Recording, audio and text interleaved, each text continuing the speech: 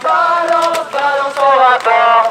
Balance ton rapport, balance ton rapport. Balance, balance, balance ton... Une action forte contre le HCERES après que la candidature collective ait été déposée donc pour la présidence du HCERES donc la semaine dernière. Plus de donc 1400 candidatures officiellement qui ont été déposées contre Thierry Coulhon, qui est donc encore conseiller auprès d'Emmanuel Macron en enseignement supérieur.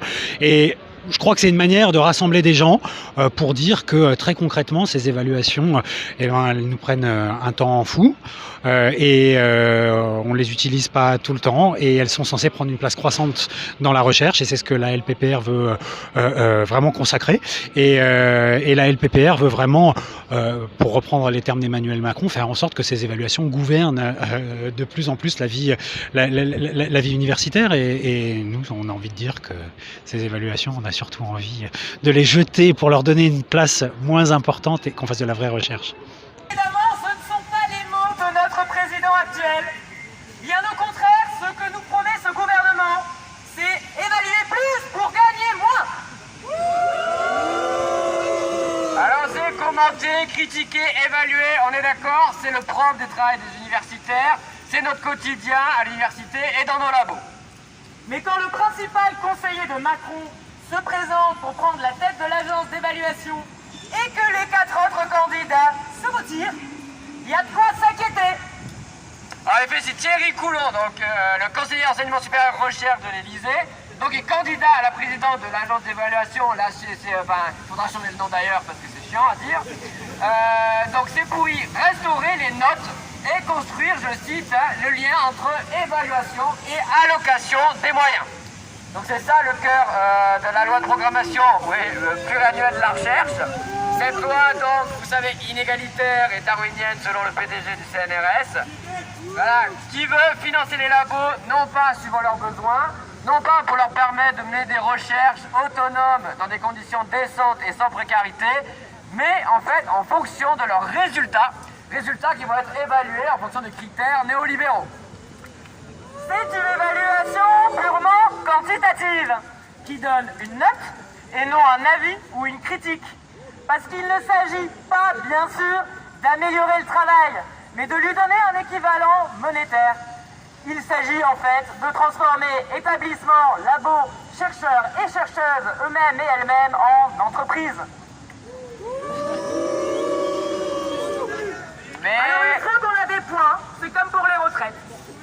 Le gouvernement fixe la valeur du point et paye mécaniquement les labos proportionnellement à leur... Alors moi c'est Émilie, du coup je suis en Master 1 en sciences sociales de l'Amérique latine en sociaux à l'IHEAL, qui est donc l'Institut des hautes études en Amérique latine, rattaché à Paris 3 en fait, et c'est sur le campus Condorcet qu'a ouvert cette année à Aubervilliers. Là, surtout dans les conditions actuelles, que ce soit en France ou même plus généralement en Europe et ailleurs, on assiste quand même à des réformes de plus en plus néolibérales. À la fin, je pense, si on continue sur cette lancée, d'universités ouvertes, accessibles à toutes et à tous et émancipatrices, et d'un partage des savoirs qui soit du coup oui, émancipateur et accessible. Après, en ce qui concerne du coup les liens avec les doctorants et doctorantes, c'est vrai qu'on est beaucoup rencontrés aussi pendant cette mobilisation qui a permis de créer des dynamiques collectives qui, je pense, sont à garder et qu'il faut vraiment lutter et garder ces choses-là parce que ça permet d'être en lien et au final, on est beaucoup à être en Master 1, Master 2, à prévoir éventuellement de faire de la recherche après. Et c'est aussi ça qui nous mobilise, c'est que nous aussi, nos conditions de travail, déjà, même pour les gens qui ne veulent pas faire de recherche, les conditions des étudiants et étudiantes en pâtissent aussi de toutes ces réformes et de toutes ces conditions de précarité qui sont à l'université parce que trop de travail administratif, parce que les heures se comptent plus, du coup que ce soit les administratives, les enseignantes titulaires ou non, ont des conditions qui font que la qualité après des études et la qualité de nos universités et de notre bien-être aussi en tant qu'étudiants et étudiantes à l'intérieur vont être altérées par tout ça. Et ensuite, oui, sur l'avenir, sur nos projets aussi d'éventuellement faire de la recherche, c'est aussi pour ça qu'on se bat. Voilà.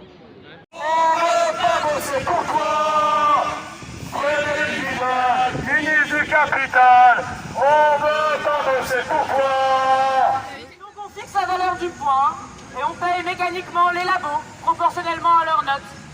Et puis, bien évidemment, tout ce qui n'est pas un article, par exemple un vulgaire bouquin, ou tout ce qui est mal coté, un article qu'on aurait eu l'idée saugrenue d'écrire dans une autre langue que l'anglais, ne rapporte aucun point.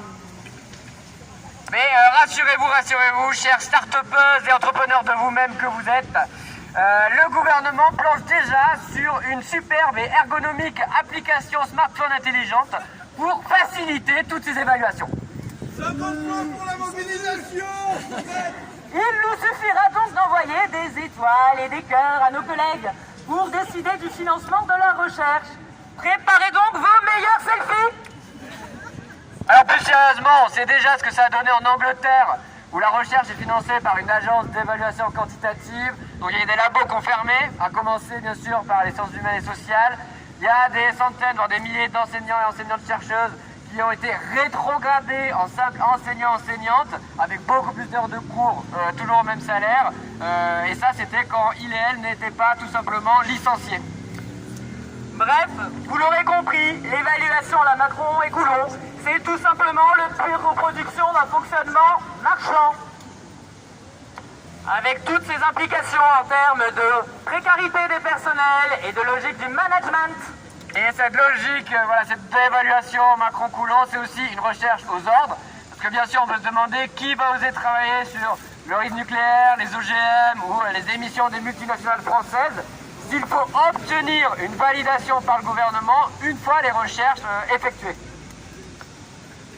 Alors face à ce projet de marchandisation par l'évaluation, 5000 universitaires se sont portés collectivement candidats et candidates pour une présidence collégiale de l'HCERES qui remette l'évaluation à sa place et lui rende sa fonction dans la production collective des savoirs.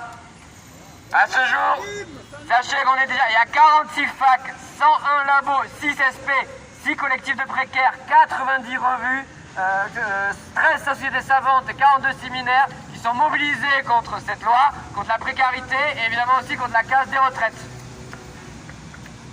Face au système par points de la LPPR et de la réforme des retraites et à leur logique productiviste, nous voulons une université ouverte et une société solidaire, financée en fonction des besoins.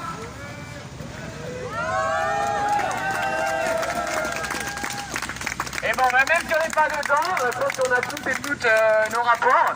Donc je propose qu'on fasse des petits jets, quoi, des jets de rapports quand même. Hein. Balance le rapport! Balance le rapport!